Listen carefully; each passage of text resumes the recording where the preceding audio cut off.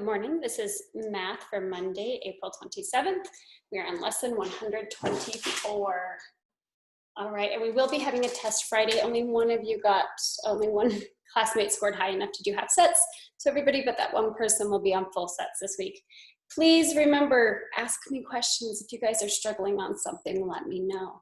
All right, today we're talking about simple probability for Math 65. Probability is a measure of how likely it is for an event to happen. We measure probability on a scale from 0 to 1. If an event is certain to happen, then the probability of it happening is 1. If it's absolutely not going to happen, then it's 0. And if there's some chance it's going to happen, it's a fraction between 0 and 1. Probability is a part of games, card games, dice, and spinner games. So we're gonna use a drawn spinner today to look at this. Okay, so my first drawing here, we see there's a spinner and it has A, B, C, and D. Okay, with an arrow in the center. If this were an actual spinner, the arrow could be spun. You guys have seen games like this, and it would stop on one part of this or on a line. So the probability that the spinner will stop in a certain part of the circle is equal to the pieces of the fraction. How many parts of the fraction are they? So this is split into 4. So my denominator is going to be however many that was split into, so 4. Now the probability that it's going to stop on any one of these numbers, there's only one each of them, right? So A, B, C, and D, there's only one. So it's 1/4 that the spinner will stop on any of these numbers or letters. Okay, let's go to this next one. This one we have split into thirds. We have 1, 2, and 3, and it says, what is the probability that the spinner will stop at each of the following? Okay, so 1, and 2, it's gonna ask us 2 questions. What is the probability it's going to stop at an even number? Okay, so first of all, we know this is split into thirds, so my denominator for both answers will be split into thirds, just because that is what my fraction is split into. So the first one is asking, what is the probability of it stopping on an even number? Well, how many even numbers do I have here?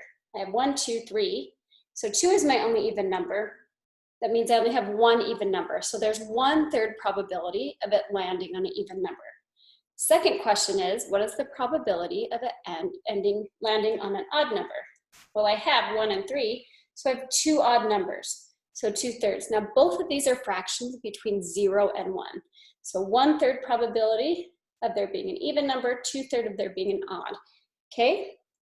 All right, and that is all for your lesson today. So do practice problems A through F on your whiteboards or on a piece of paper and send that to me. And then it's 124, even or all. Just the one of you has half sets. So 124. Let me see if there is. No, it's included. It's included in this one. So that's great. All right. Okay, Math 76. We're going to be talking about estimating area.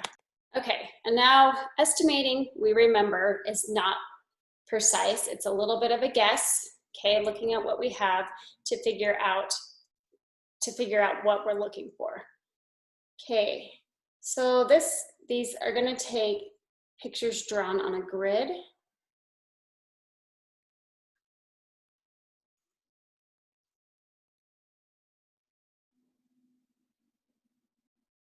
Such as this. Sorry, my hand keeps erasing it. Okay, so we have a circle drawn on a grid.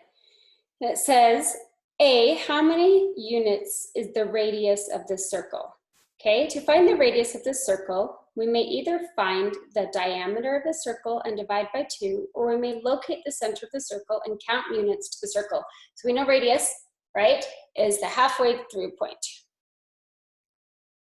Okay. So we have 1, 2, 3. So A, the radius is 3 units. If there's no measurements, you just say units. Or you could have said, well, 1, 2, 3, 4, 5, 6, and then divide it in half. But you can just count 3. Okay, secondly, they're asking, estimate the area of this circle. Okay, To estimate the area of the circle, we count the square units enclosed by the circle. So we're going to shade in as we count these units. Okay, so we're going to put a dot on ones that are partial. Nice, okay, so partial will be my corners here.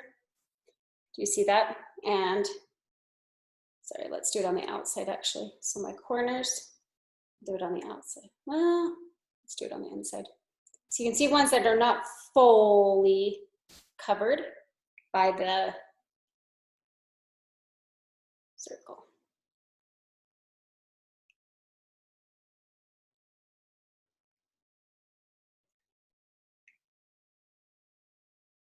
So we have here, here, here, here. Let me erase these that we counted for our radius.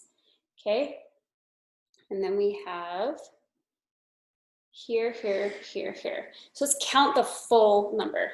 So 1, 2, 3, 4, 5, 6, 7, 8. So this one should come out all the way.